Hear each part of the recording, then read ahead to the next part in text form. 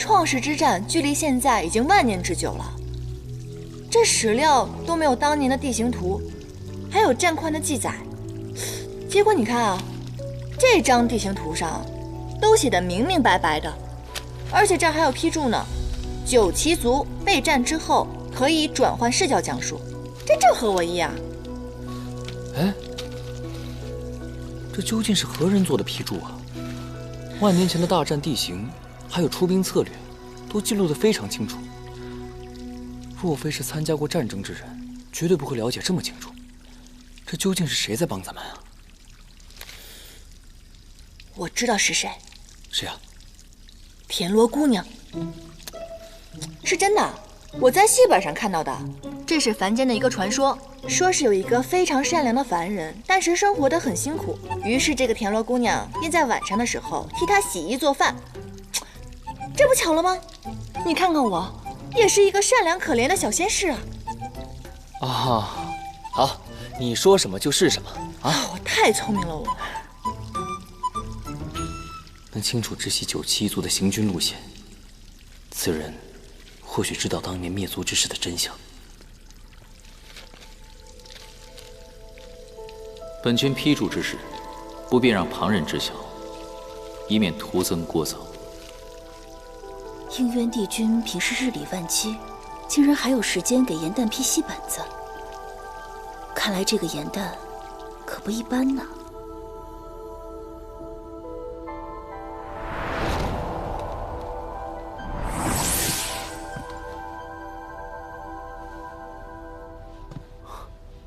哇，如此华贵的宫殿，怎么说也该是位居上仙吧？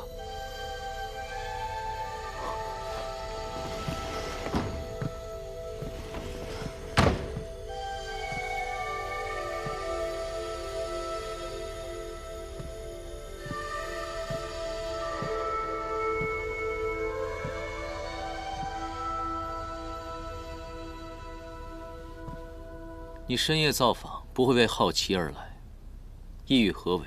不妨直言。你好心为檄文批注，却不想让我看到你的面目，难不成你有什么秘密？喂，别那么小气嘛！我只想知道，你到底是谁？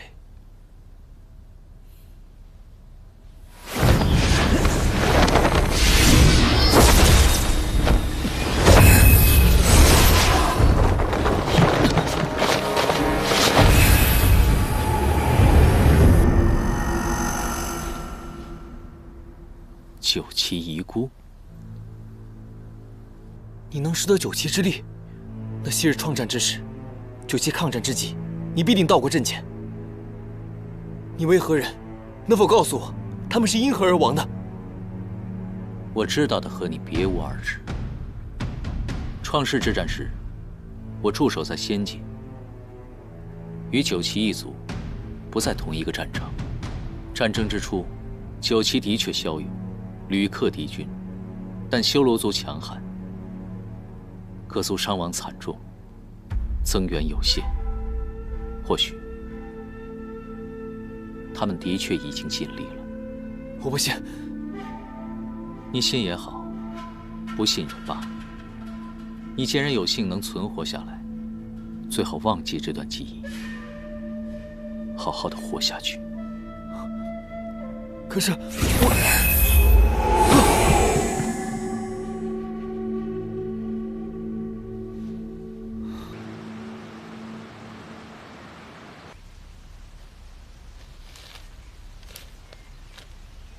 应渊帝君看着满是废墟与尸骸的海边，发现一只乌龟从尸骸中爬出。应渊帝君微微一笑，施出仙法，将乌龟翻转了过来。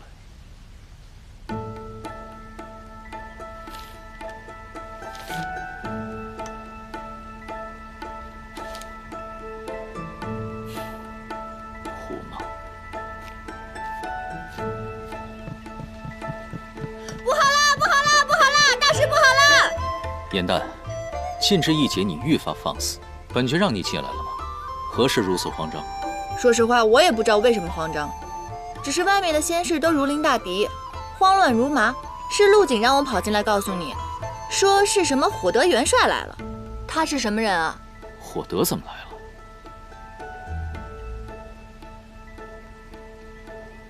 帮我。啊？还有谁？应援小儿，给我出来！昔日亲口承诺，只要是本帅打赢了，便将自铸的兵书双手奉上。上次评论，本帅发挥失常，略输一筹。今日重新比过，大丈夫言而有信。谁要是躲在屋子里装聋作哑，谁就是胆小怕事的懦夫。老元帅，今年已经比了10次了，每次比武，偃虚天宫都被打成废墟。再来一次，仙界可真拨不出经费了。何况帝君近日政务繁忙。少跟我摆帝君的架子！想当初本帅和帝尊驰骋四海的时候，他还连剑都舞不动呢。应元君，应元君，帝君，你醒醒啊！你怎么这样了呢？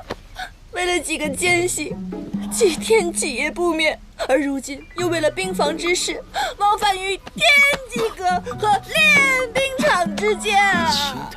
您年纪轻轻的，怎么就病倒了呢？虽然病在您身，可却伤在河宫仙士所有人的心啊！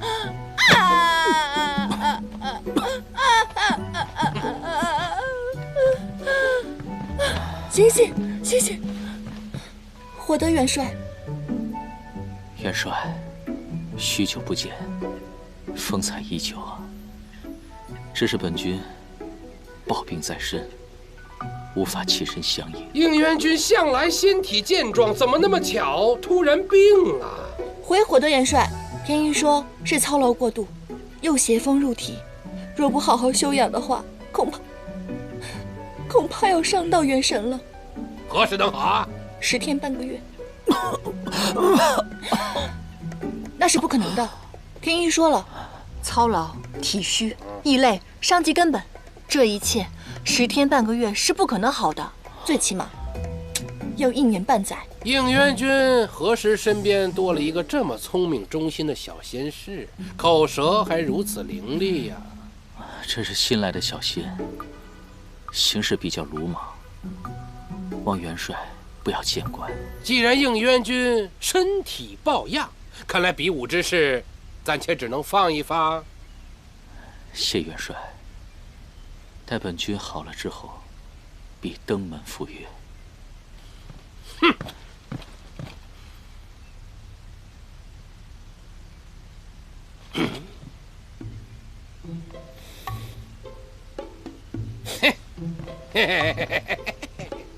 帝君染病，本帅身为长辈，怎能安心离去呀？既然这偃虚天宫没个会伺候的，那么本帅便留下来照顾一二。元帅，这等小事，怎能让您操劳？您是仙界当中仙龄最长的上仙，不敢劳烦。应元君无需见外，自古以来便有中仆挽肉救主、尝遍遍及的佳话。既然这小仙士如此忠心，想必不会推辞吧？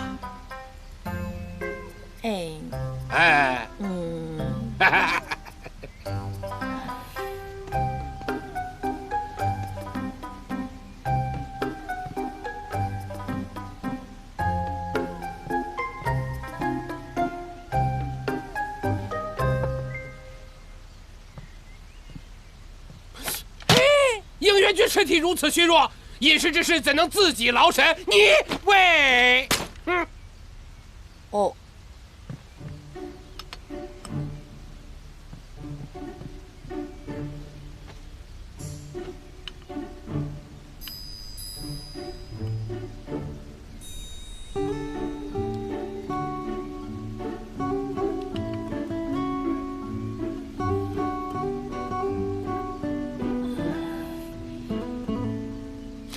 这是本帅的秘方，虽然苦了点、咸了点、臭了点，但专治风邪。应元君如果不愿意喝，想必是这小仙士伺候的不周。来人呐！不必了，喝。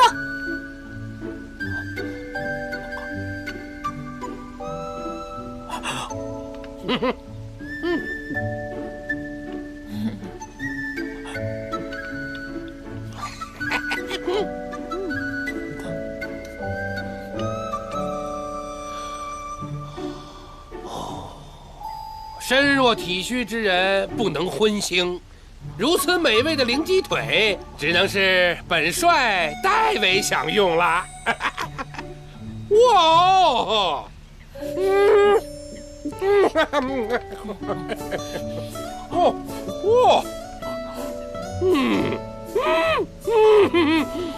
对，不能荤腥。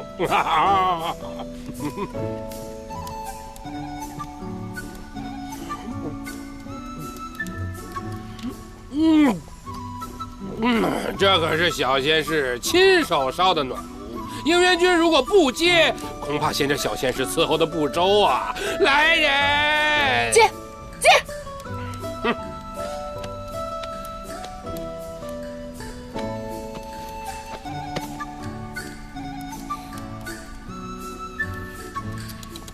真是主仆情深呐！这身弱体虚之人最怕受凉，我再叫青云烧个10个大火盆过来。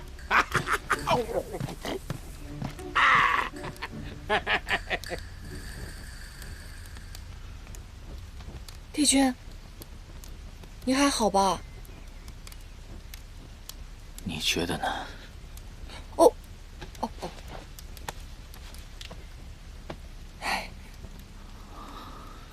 帝君，要不然您就把兵书给他吧。这老头现在天天想让我割肉给您治病呢。不可能。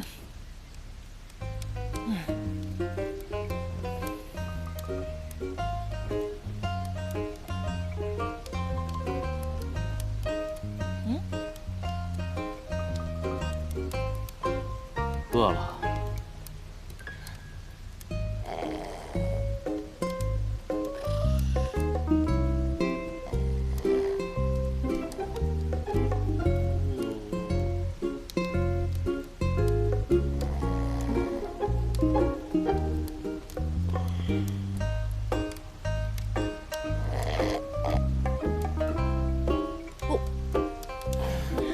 抱歉啊。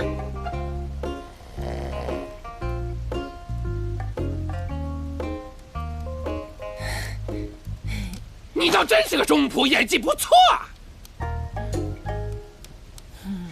伺候不周，致使帝君染病，罪其一；言行失礼，唐突本帅，罪其二；明知帝君身染重病，暗为有幸之物，罪其三。依照天条，应元君，天条你最熟悉，该怎么发呀？逐出偃虚天宫，回玄心崖喂鱼。喂鱼？如若汇报天法处，最起码天星台80雷霆鞭，费半数修为。哇，你这个老头心肠怎么这么歹毒啊？就冲你这句话，再加20鞭。哦，够了。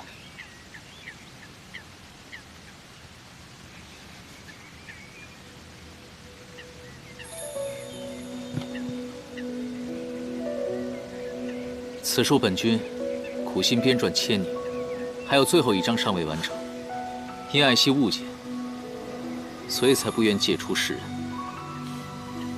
元帅与我比武数10次，想必是求学若渴。此书万望爱惜。本帅问你借书，那是看得起你。帝尊见了本帅，亦是尊老敬老。哼！本帅凭什么接受你的指点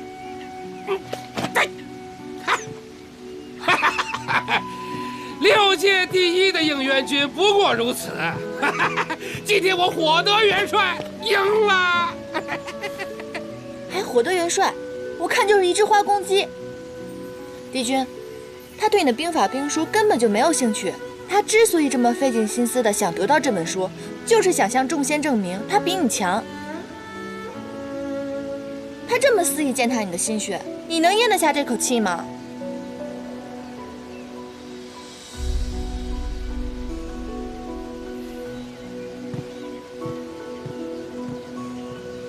若非彼事，私自对神仙动物视作有业暗害，触犯天条，火德是天庭里资历最老的神仙，连帝尊亦对他无可奈何。帝君向来守规严苛，这气啊，咬碎了牙也只能咽下。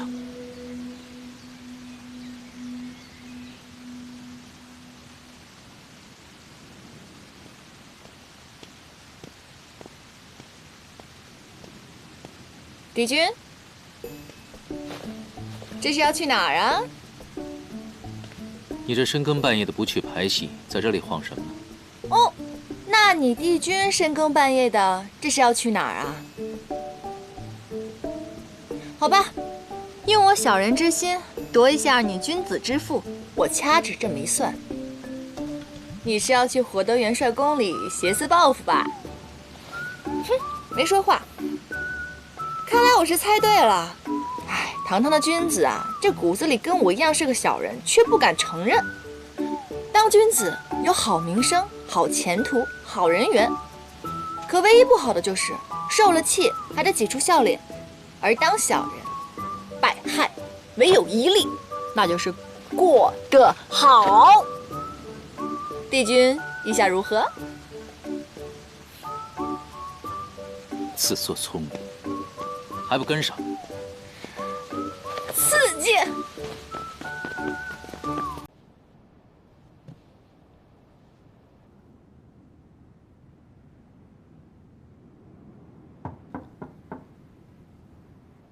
严旦，抄好了吗？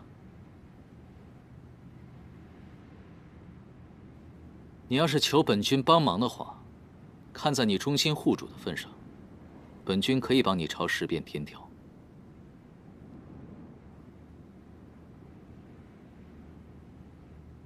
方才我不是那个意思，只是让你谨守天条，莫做出离经叛道之事。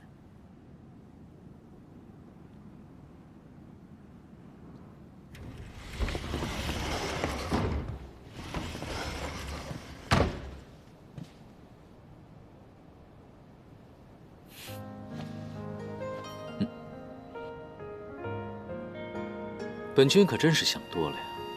以你的懒，再给你几万年也修不到上仙，连灵书笔都敢要，也不怕把牙给崩了。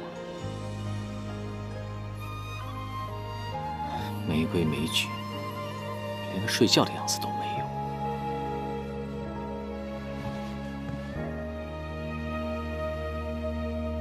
做一粒多少八荒的心，碧落无趣到流泪的人间去，却以为常有四海的月，尘埃如洗，难过欢喜都轻易的忘记。你掠过了青丝缠入指尖，还沉迷于一瞬间花开的时息，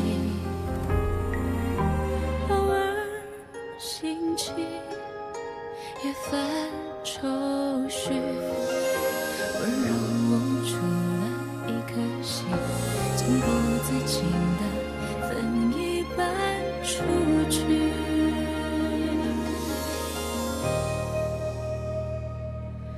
都怪时光风絮，红尘沙砾吹向你，心字涌入潮汐，平平万计，情之所起，只怕眼角泪滴，一次溶掉你背影。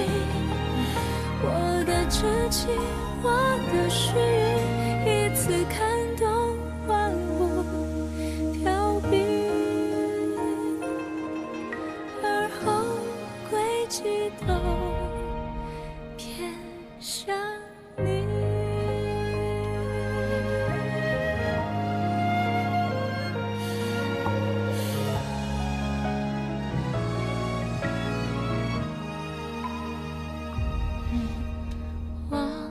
着你，是最近的远行，比苍生多一点爱你的你为你离开你，像奔走在原地，云之缝隙不断涟漪，是最坏的事情。明月过了，青丝缠绕至今，也迷失在那些不堪一击。流水东去，一往唏嘘，看温柔无助般可惜，还不自禁的一并交出去。都怪时光风逝，红尘沙一吹，想你。九重天还真没有谁的字写得比你更丑。频频问起，情之所寄，只怕眼角泪滴，一次融掉你背影。我的知情，我的誓语，我的全部都偏向你。数着春秋来去，一往而深，向你迁徙。泪在沉香人迹，尘埃落地，仍有期许。听闻良辰佳句，两人美景总相依。风凉半醒，冰声一地，不放肆于大梦不醒，就往浮云悄悄。100遍天条。哎呦！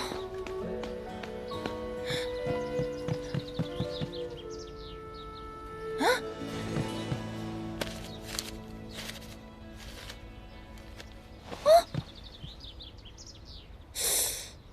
难道是昨天我糊涂了？糊涂当中抄完的？还是又是那位仗义的田螺姑娘出手相助了？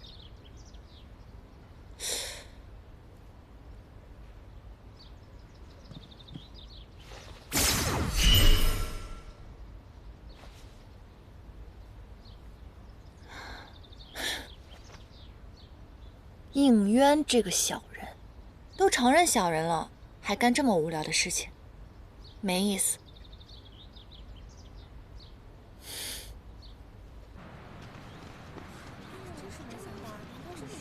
颜淡今时不同往日，一日更比一日厉害，我看了都替他开心。颜淡没进延续天宫之前啊，不知道是谁说他只有靠别人的命呢。谁能想颜淡后来者居上，日后恐怕芷溪得靠着颜淡了。芷溪啊，就是个绣花枕头，颜淡才是双生莲中的强者。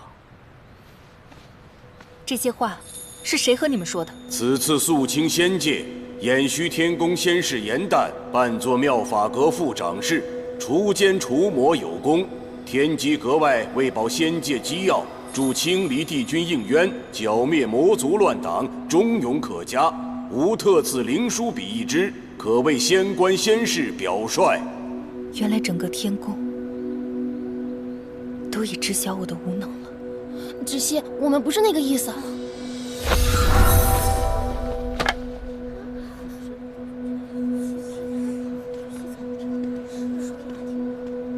看来你的妹妹拿你的无能邀功去了。你堂堂一个副掌事，居然要靠一个仙士来救。你妹妹在帝尊面前邀功请赏，与自己的跟班编排你的无能，你还真是不辜负我的期望，把我妙法阁的脸都丢尽。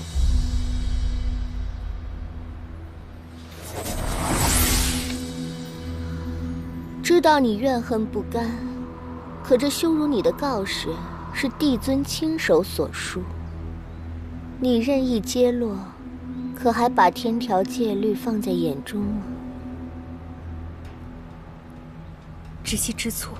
知错？那就捧着他，跪足3个时辰，让那些路过的仙士都来你身旁看看，你的好妹妹对你有多好。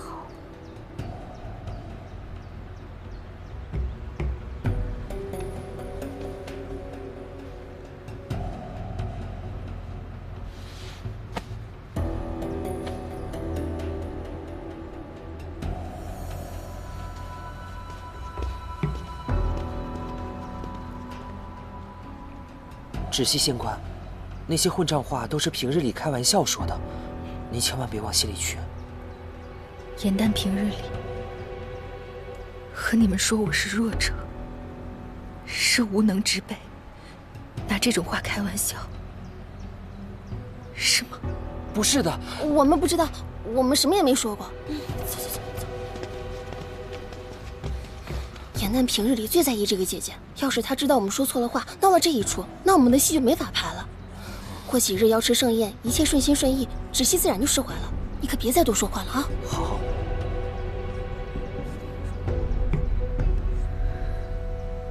原来我对你的种种，在你看来不过是玩笑罢了。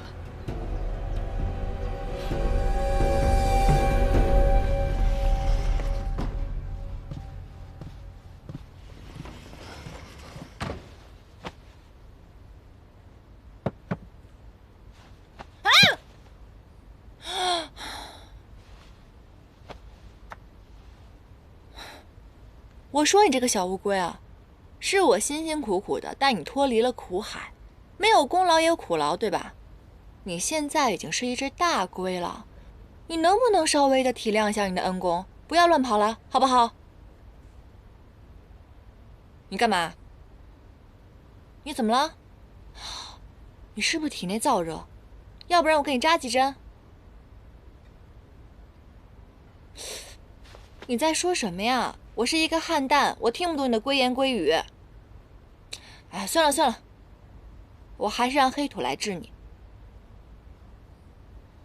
你们这些水族小弟都一个德行，明明该你们哄我，每次都让我去哄你们。算了，能力越大，责任越大。于墨，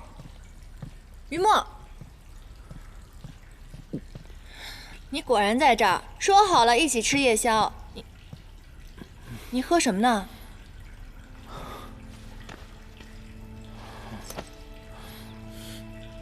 你居然在喝酒！你才多大，小年纪不学好，开始学喝酒啦？这个东西虽然不好喝，可喝多了会使人快乐。快乐什么快乐？别喝了！你睁开眼睛看看，你看看我是谁？你知道吗？我不愿让仙界的人想起他们，但是我又想让他们想起他们。他们为了仙界，为了盟约，不惜牺牲一切，甚至牺牲掉自己的命。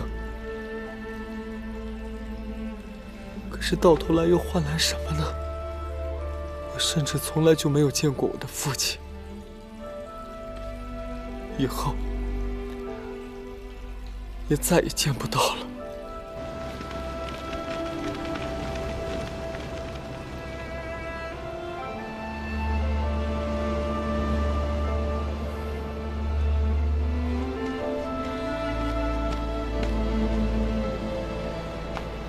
孙后，按照战前所约定，神族、仙族的援军早在3日前就该带着粮食与补给赶到。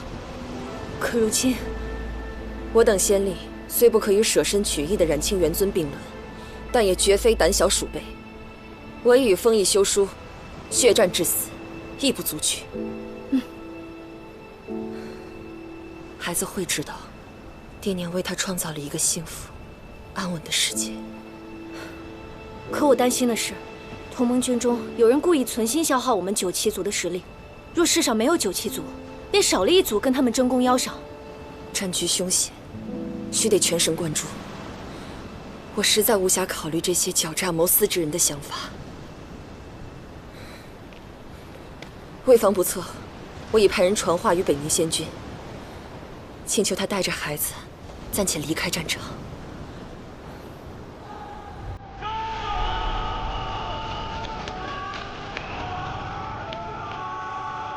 尊后，你伤得实在颇重，不宜出战呢。无妨。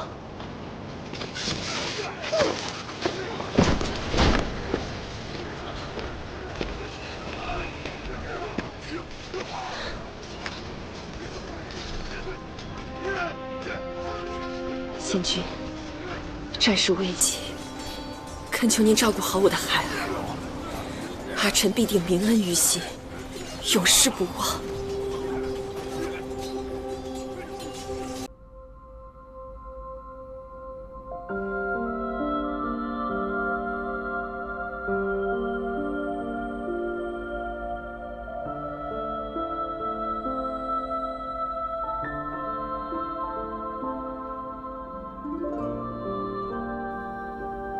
应渊，这天星台我为你上过一次，绝不会再上第二次了。沉香燃明灭，回血散不尽，前尘空断肠。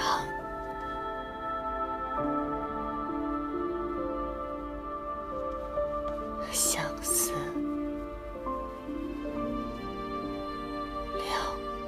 无益，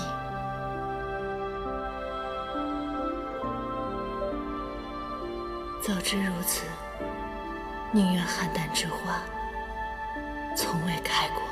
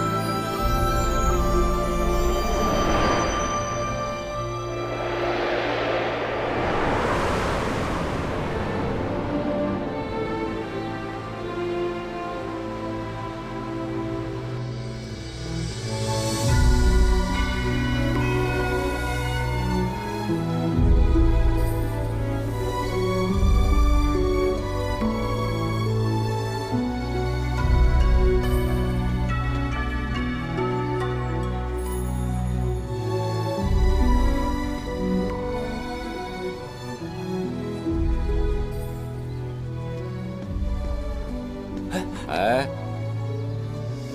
此乃上古彝族四叶汉诞中留下的唯一血脉，碰不得。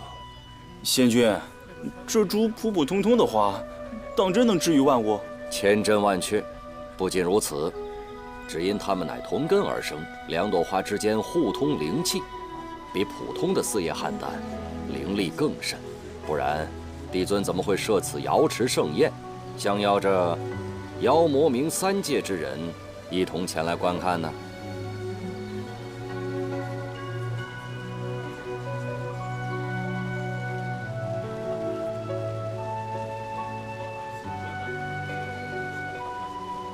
基督星君，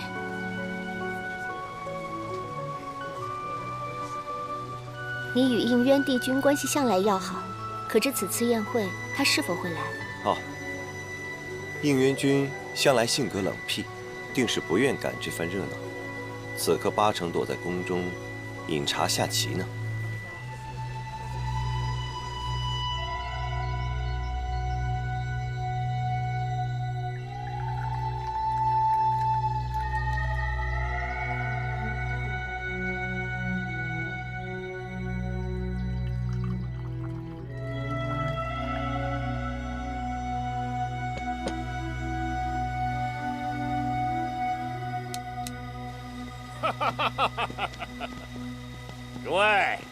诸位，再过几日，便是我们魔界邪神万寿诞辰。此等宝物，正好作为仙界给我们的好贺礼呀！啊！说话，长老。哎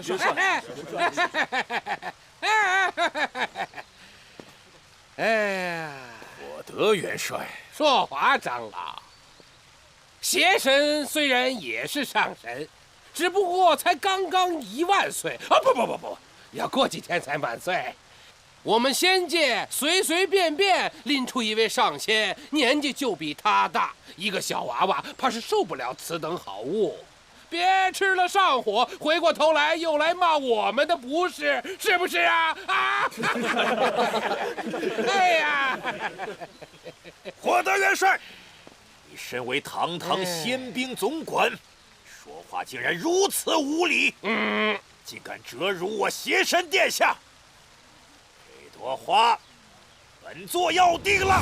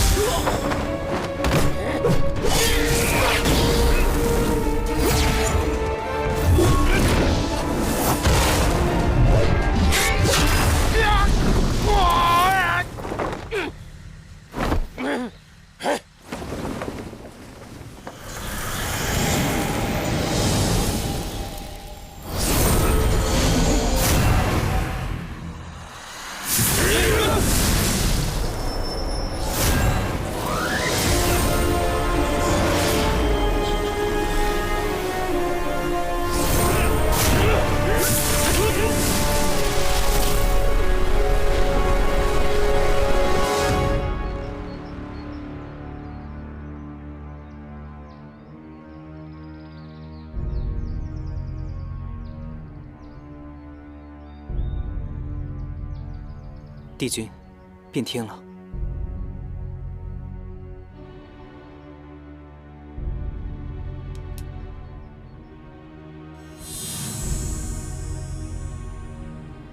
望断花开时，此茶饮之最佳。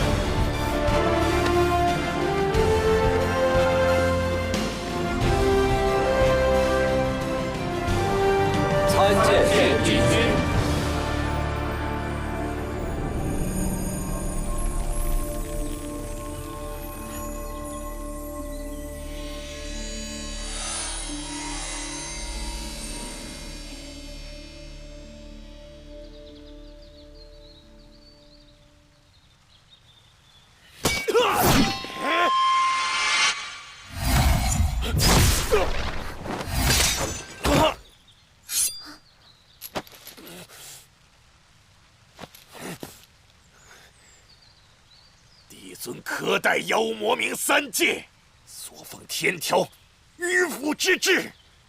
6界早就该易主了，妖界、魔界之人早就有怨言，只不过他们胆小怕事，不敢跟我一同殊死一战。你乃魔界长老，却置魔族于不义。魔族若有怨言，邪神定会亲自来与帝尊商讨。还是说今日之举是受邪神所意？哼，此事乃我一人所为，与邪神殿下无关。要杀要剐，悉听尊便。本君不会杀了你。回去告诉他，创世之战后，6界缔下了和平之约，魔族可以出尔反尔，但仙界言出必践，不使瑶池染血，亦不使6界染血。说得好。参见帝尊。6界之中怀有2心的，只是沧海一粟。吾相信，有应渊帝君在，定能保我6界太平。我们冥界敬服仙界，绝无2心。利剑断，莲花开，这正应了6界交好、止戈霸武的愿景。今日莲花一开，此2人化为人形，实乃祥瑞之兆。应渊帝君，此2人乃是你所救，那他2人的名字，就由你来取吧。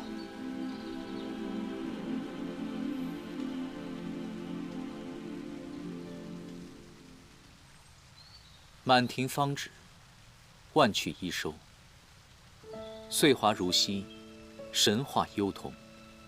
姐姐叫做芷溪。欢颜如烈，悲苦如鸡，浓尽必哭，淡者履身。妹妹，颜淡。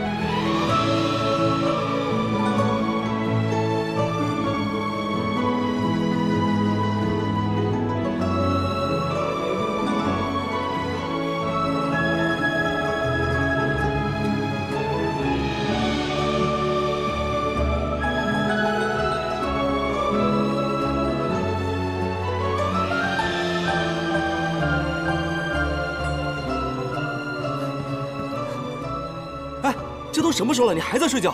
颜淡，颜淡，快起来，赶快把我们营的法器藏起来，你姐来抓你了。我姐，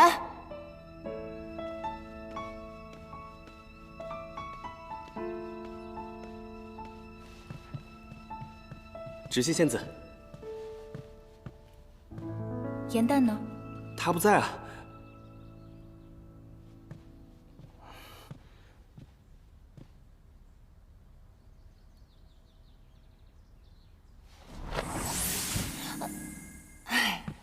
不愧是我姐，一眼就揭穿了我的法术。我说芷溪，你现在不是应该在妙法阁掌事吗？你怎么跑这儿来了？有何贵干？为什么没去参加考试？难道你想一直做一个默默无闻的小仙士吗？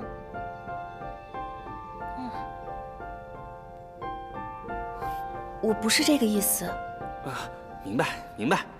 我是鲛人族，能够飞升成仙，管理这偌大的藏书阁已经是荣幸之至了。你们姐妹俩好好聊。北冥仙君让我去找那个东海水族戏略，不牵扯了。姐，虽然你现在已经是妙法阁的副掌事了，可若没有我们这些小仙士进进出出的，你们的工作也不方便嘛。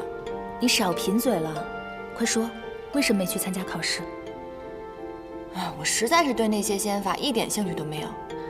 颜淡，你要知道，陆明只能做个小仙士，那是因为他是妖族成仙，但你不一样，你天生仙胎，身负着众仙的厚望，而且你的慧根和灵力都远高于他人，你就不能争点气吗？你知不知道，那些爱嚼舌根的小仙，为了此次考试，特意开下赌局，就赌你能不能通过考试。嗨，没关系，我们四爷汉旦一族有你就够了嘛。只惜你呢，聪慧勤奋，而且出类拔萃，仙途光明。你就好好努力，到时候我就可以狐假虎威，狗仗人势啦。少乱用成语，是真的，窒息。我已经打算好了，以后我就指着你这个靠山了。我知道你对我最好了，我就可以做一个废物的小仙士了。芷溪仙子，妙法阁掌事身边的碧翼找你，说是关于贺典的事儿。好，我这就去。你呀，既然你对仙界不感兴趣，那你平日里就看一些修习仙法的书籍。知道了，找你那肯定是大事儿，你快去忙吧。我晚点再来找你。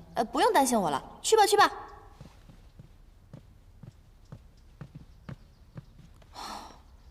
吓死我了！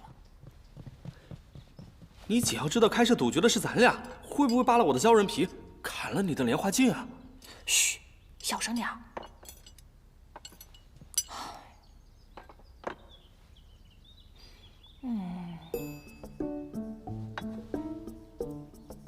干嘛？哎呀，分你的法器，拿着。不是，哪有这么分赃的？这也太少了吧？你还嫌少？这些法器多亏了我厚颜无耻才换来的，好吧？行吧。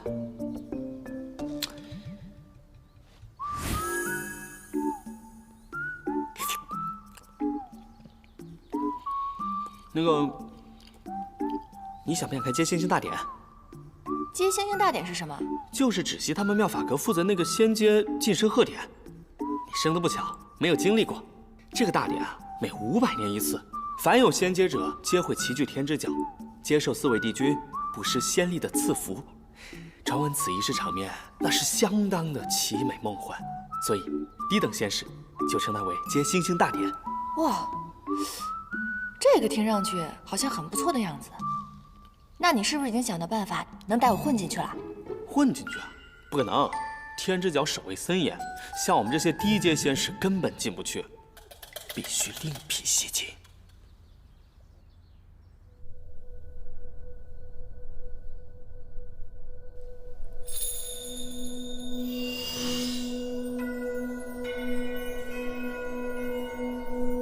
恭喜芷溪姐姐荣升副掌事，如今9重天仙龄最轻的仙官就是姐姐你了。是啊，当今妙法阁的总掌事银灯仙子，据说也是到了800年仙龄才做到副掌事的位子呢。大家莫要这样说，能有此际遇，不过是我运气好罢了。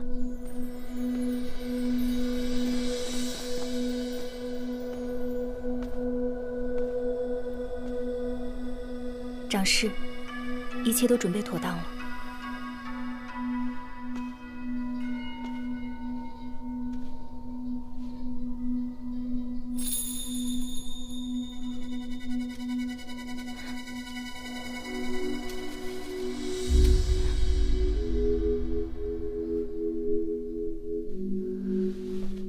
你去那儿值守。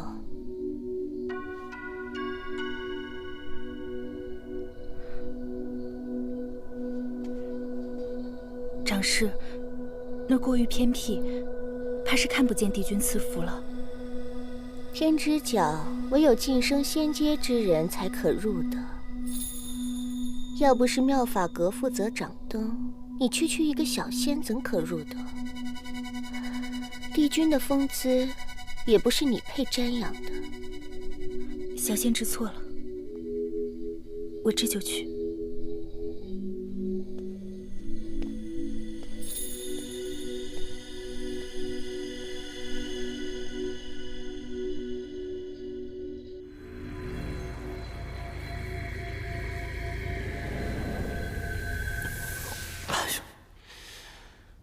这焦珠镜不是你家的宝贝吗？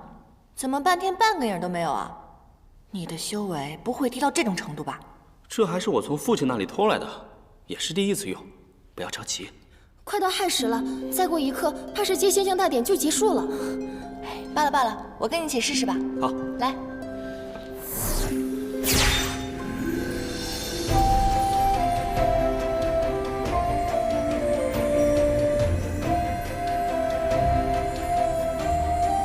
哎，有了！应元君的背影。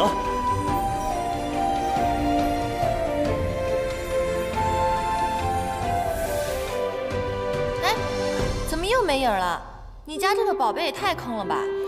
什么都没看到，还浪费了我这么多修为。好歹也看到应元君的背影了，不算毫无收获。是啊是啊，应元君连背影都这么潇洒，要是能去他的宫中侍奉就好了。这9重天上有整整36座宫宇，而应元君的衍虚天宫难进程度，甚至超过了帝尊的玉清宫，排名第1。嚯，那这么看来，分配仙士的长侍不得乐坏了，这得有多少仙娥给他送礼啊？错，衍虚天宫的一切人员调动皆有应元君的手感，不是谁想进都可以的。唉，这个小人帝君果然事儿多，仗着自己仙力超群就如此跋扈。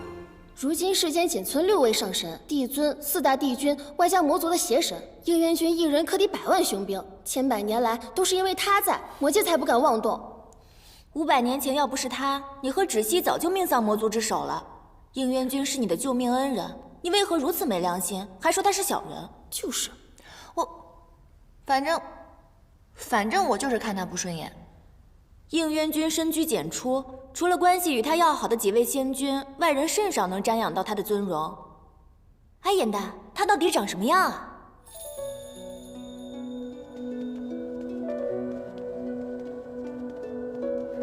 瑶池是我们的家，如今这是要去何处？姐姐，我们换人了，不能再待在池子里。日后要去哪儿，怕是要问他了。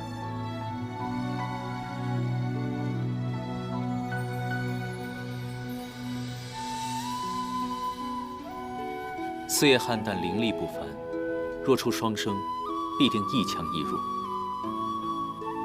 你身体弱，所以才会被魔族的剑气所伤。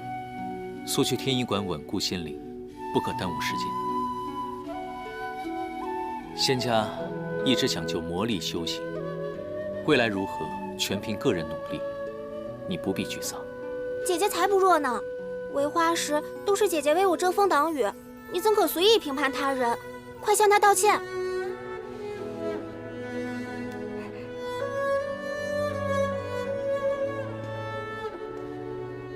你这小人！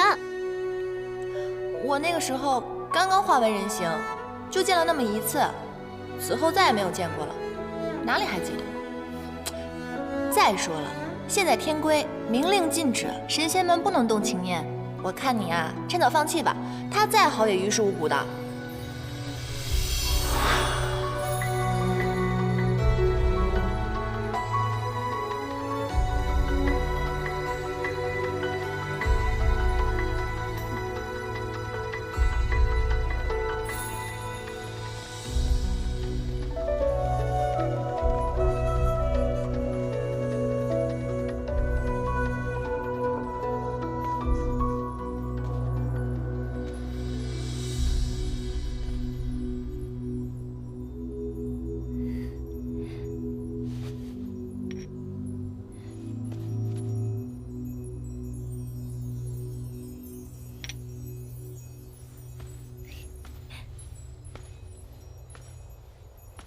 妹妹好吃懒做，姐姐假公济私，你们还真是9重天上的一段佳话呀。颜淡在北冥仙君的玄心崖当差，一向认真，从未犯错。虽然他仙法低微，但他痴心纯正，率性真实，并非长侍口中这般。长侍平日里怎样说我，我都不在意，但你没资格评价我妹妹。不要以为你当了副长室就能如此和我说话。要不是思璇出了事，就凭你自己，再过500年也坐不上这个位子。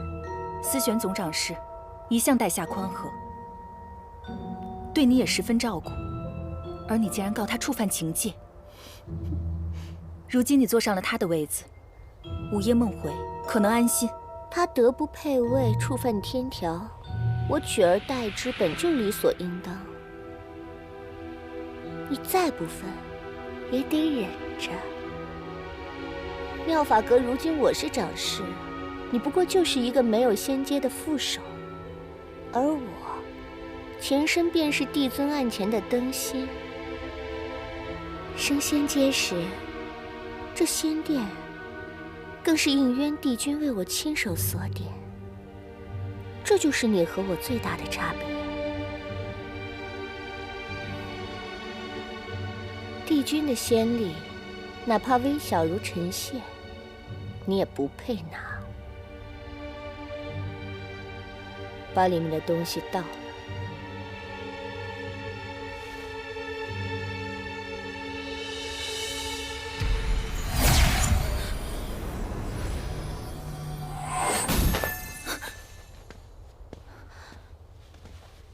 帝君，这些仙尘落在地上，着实可惜了。仙子们值守一夜，也甚是辛苦，拾取一些作为纪念，也无伤大雅。帝君，天条有言，在其位谋其职，仙子本该安守本分，恪尽职守。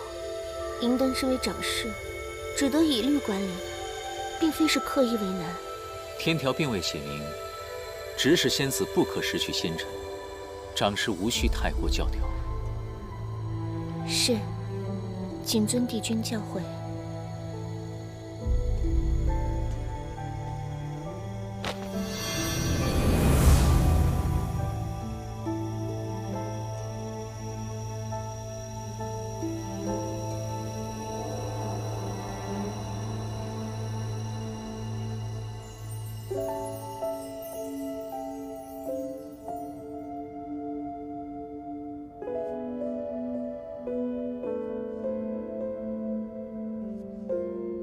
为何佳话与佳话的区别如此悬殊？一个是掌管天庭至宝的天之娇女，一个却是给北冥仙君喂鱼的低等丫鬟。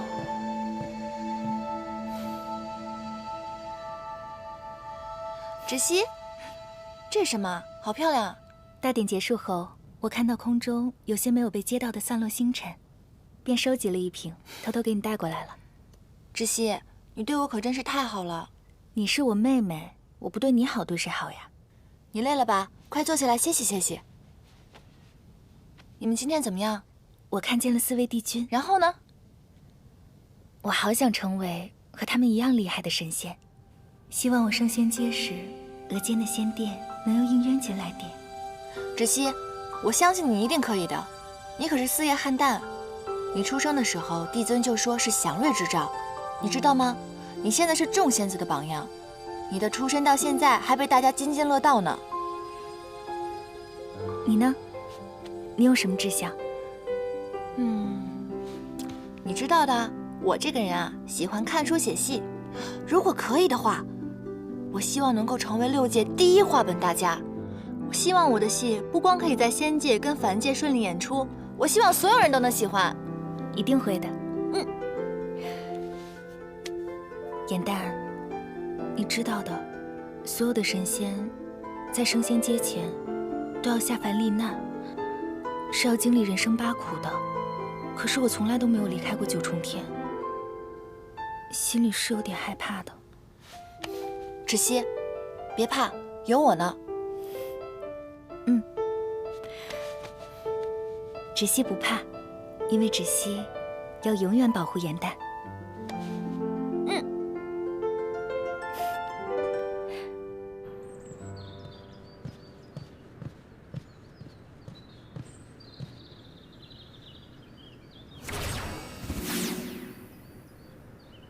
我们玄霞的仙龟每日必会被人偷偷翻过面来，却从来没有人抓到过始作俑者，莫非是他？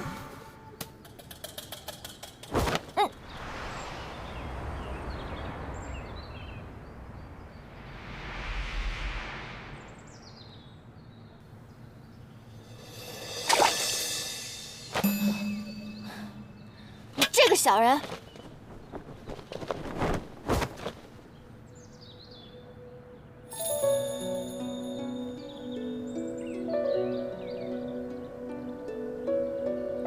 这个人怎么这么眼熟啊？我是不是在哪儿见过他？大胆！你是哪个宫的小仙，竟敢翻我们玄心崖的仙规？怎么，有胆量翻规，没有胆量报上你的姓名还有先号吗？想逃是不是？这个人的面容跟背影都好生熟悉，好像在哪里见过似的，可怎么都想不起来了。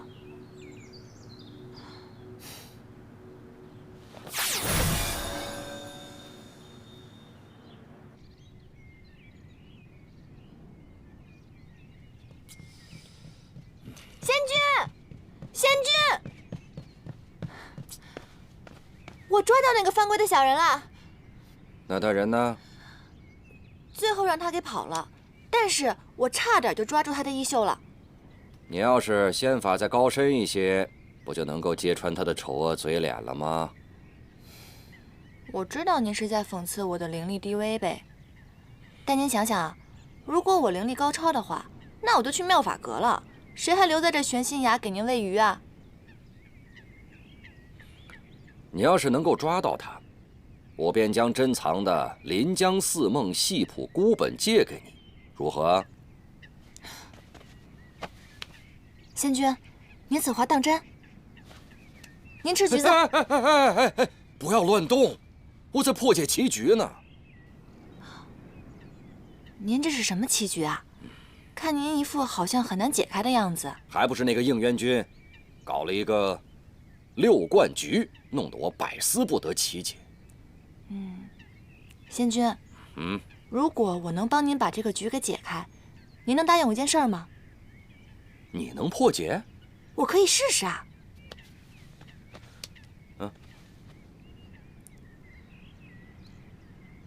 此局虽名为6冠局，实则是一统大3冠中另藏的3节循环，兼充无用，用飞风徐徐制之，便可破解。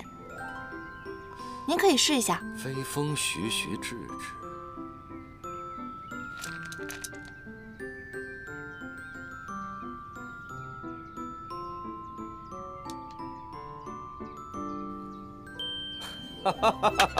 好，妙！哎呀，你这个小丫头，别的事情你是什么都做不来，没想到下棋你倒是蛮有灵性啊！有您这么夸人的吗？那您刚刚答应我的事情，可还算数啊？只要你每天都能来帮我破解应渊的棋局，其他的事情咱们都好说。这当然没问题了。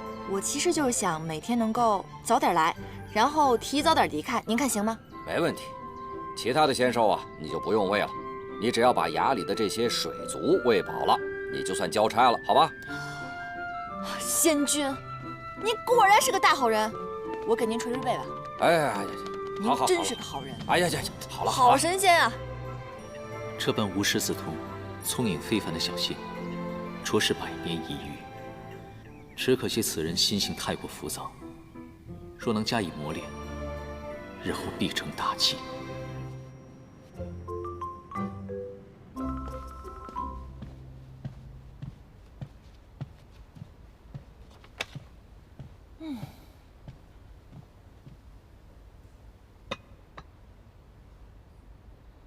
你怎么突然变得这么有上进心了？我自知我没有天之娇女的命，但是有天之娇女做靠山，照样是先生赢家。你要找谁当靠山啊？我姐芷溪啊，她马上进仙考核了，以她的实力，肯定能够顺利通过。不过通过之后，她便要下凡去历难。我听闻瑶池盛宴最佳表演者可以得到帝尊的施恩。我呢，打算写一出拔得头筹的大戏，到时候我就请求帝尊，让我代替芷溪下凡历难。你是不是傻啊？这下凡历难那是十分艰难的修行，你知不知道有多少神仙那是有去无回？我当然知道，要是那么容易的话，我还费这么大劲干嘛？差不多行了啊，快把这吃了。再过2个时辰，你就要去全西崖干活了。对了，明日你陪我一起去抓临江思梦。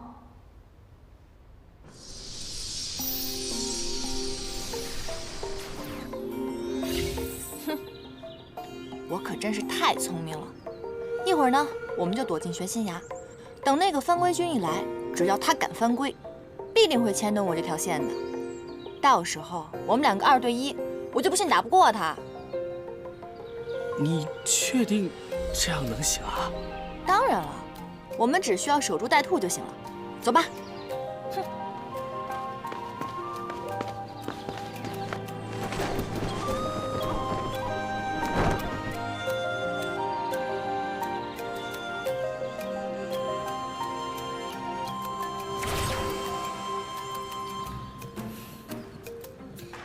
快点，快点！哎，小心！